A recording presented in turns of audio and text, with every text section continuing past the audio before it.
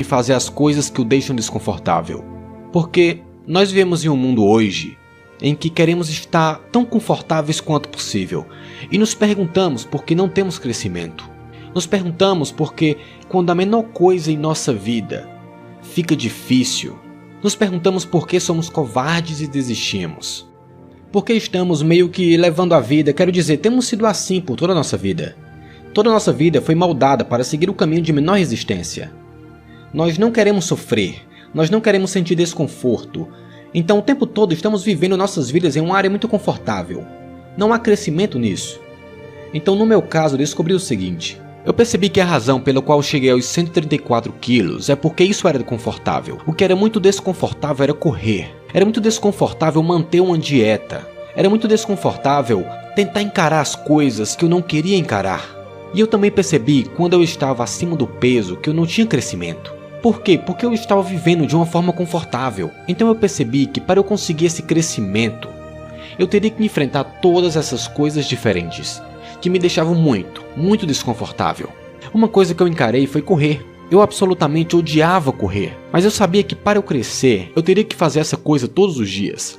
Então eu queria começar a calejar minha mente. Eu queria começar a me tornar uma pessoa melhor. E como você se torna uma pessoa melhor? Como você ganha resistência mental?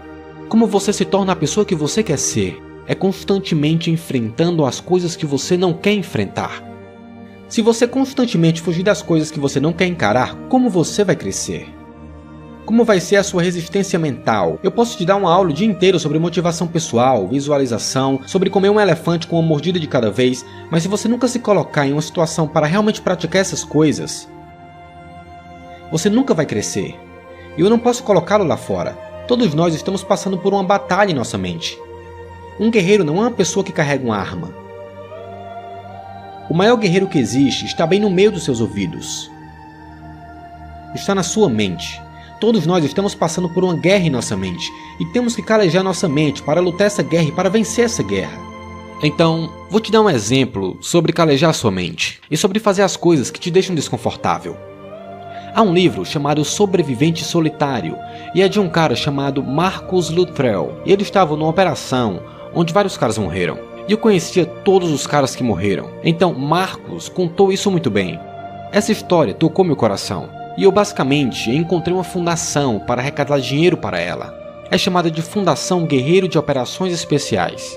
Você arrecada uma quantia em dinheiro para que, digamos que seu pai morreu na guerra, e ele era um operador especial. Se esse cara tem um filho, 100% desse dinheiro seria revertido para ele fazer uma faculdade. Uma grande fundação, há grandes pessoas trabalhando nessa fundação. Então eu decidi fazer isso. Então eu pesquisei no Google as 10 corridas mais difíceis do mundo. E nesse momento na minha vida eu não era um corredor. Talvez eu tivesse corrido 10 milhas no ano inteiro. Eu estava no fisiculturismo, eu fazia musculação, mas foi isso que eu fiz. Então eu pesquisei as 10 corridas mais difíceis do mundo. E a que surgiu como número 1 foi uma corrida chamada Badwater 135. Uma corrida de 135 milhas pelo Vale da Morte no verão. Então eu queria entrar nessa corrida. Eu pensei que era realmente uma corrida com intervalos. Eu pensei que era uma corrida onde você corria algo como 20 milhas, montava um acampamento e então corria 20 milhas no dia seguinte. Eu não conhecia ninguém que houvesse corrido 100 milhas ou 135 milhas de uma só vez. Bem, eu nem sabia se isso era possível, eu nunca tinha corrido uma maratona. Então eu liguei para o diretor da corrida, o nome dele era Chris Kaufman, e eu liguei para ele na quarta-feira. E isso foi em novembro. Ele disse: David, para você se classificar para essa corrida, você tem que completar 100 milhas. E eu perguntei: 100 milhas durante um ano? Eu não sabia do que se tratava. Ele disse: não, 100 milhas em 24 horas ou menos. E eu pensei que isso era humanamente impossível. Ele disse: você tem que fazer isso em 24 horas ou menos para admitir você em minha corrida. Ele disse: há uma corrida nesse sábado. E quando eu liguei para ele, faltavam 4 dias para acontecer essa corrida. E eu só havia corrido 10 milhas durante o ano todo. Então ele disse: se você se classificar, se você fizer 100 milhas em 24 horas ou menos, eu posso inscrevê-lo na minha corrida. Então, 4 dias depois eu estava lá em San Diego e a corrida foi chamada de San Diego em um dia. Você corre por 24 horas, em torno de uma pista de 1 milha por 24 horas, para ver quantas milhas você consegue concluir. E então eu fui até lá. E eu não sabia o que estava fazendo. Levei meu shake e uns biscoitos. E eu tinha uma cadeira de praia azul, e isso era tudo que eu tinha. E eu teria que me superar a cada milha percorrida. E eu estava tomando shake, comendo biscoito creme cracker. Não tinha água, não tinha nada. Então lá pela milha 20 eu não estava me sentindo muito mal. Em torno da milha 30 eu comecei a sentir... minhas canelas começaram a ficar extremamente doloridas. E eu comecei a desenvolver fratura por estresse, a canela trincando, eu comecei a sentir os metatarsos dos meus pés começando a quebrar em torno da milha 50. Na milha 70 eu estava totalmente destruído. E eu me sentei nessa cadeira de praia azul. E eu estava destruído. Foi quando uma pessoa maior surgiu aqui. Eu não sei exatamente quanto eu pesava, mas eu estava extremamente grande, eu era um levantador de peso, eu levantava muitos pesos, mas eu não era um atleta de resistência de jeito nenhum. Então eu sentei nessa cadeira de praia azul, sem forças, e eu literalmente não pude levantar. Eu estava destruído, e eu não era capaz de ir ao banheiro. Bem, eu não conseguia me levantar para ir ao banheiro. Então eu me sentei lá e fiz meu próprio banheiro. Eu estava destruído. Eu estava... ficando sem cor, eu estava pálido, eu estava tonto, enjoado. Eu estava na pior forma da minha vida inteira. Eu estive em 3 Hell Weeks, Ranger School, todos esses diferentes programas de treinamento. E essa foi a pior situação que eu estive em toda a minha vida. Eu pensei que estava literalmente morrendo. E tudo o que eu conseguia pensar era: como é que eu posso sair dessa cadeira? Eu tenho 30 milhas para terminar.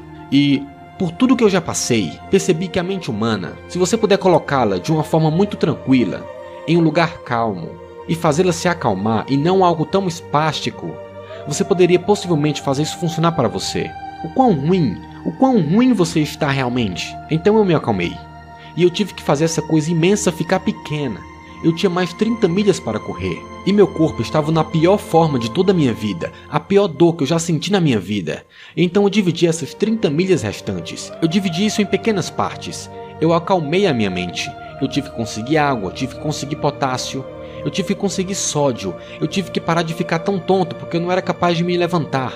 Então, minha tontura passou depois de cerca de 1 hora. Eu fui capaz de me levantar nesse momento. E eu continuei nessa corrida, fazendo algo como 30 e poucos minutos por milha. E eu nunca esqueço da minha pessoa cruel dizendo: "Ei, eu quero a minha 1081. E eles disseram que você não vai conseguir terminar a tempo." Eu tinha 24 horas e eu estava indo tão devagar, levando muito tempo. Foi aí que eu percebi que na mente humana, uma vez que tudo se conecta, uma vez que a mente sabe que você não vai desistir de algo, ela vai tentar encontrar mais. Ela vai tentar te dar mais. Uma vez que a mente percebe que você não vai seguir o caminho de menor resistência, que você vai ficar aqui até terminar, minha mente, meu corpo e meu espírito se tornaram um. Pela primeira vez. Pela primeira vez eles se tornaram um. E eu cheguei a um nível que eu nunca pensei que fosse humanamente possível para mim, ou para qualquer outra pessoa. Nesse estado em que eu me encontrava, fui capaz de correr as 19 milhas restantes. E eu corri as 19 milhas até a milha 100, e eu ainda corri 1 milha extra. Eu completei 101 milhas em 18 horas e 56 minutos. Eu superei tantos obstáculos na minha vida. E este foi o desafio mais sacrificante para mim. E eu superei isso. E no final dessa corrida, houve muita clareza para mim que essa tinha sido a coisa mais incrível que eu já fiz na minha vida.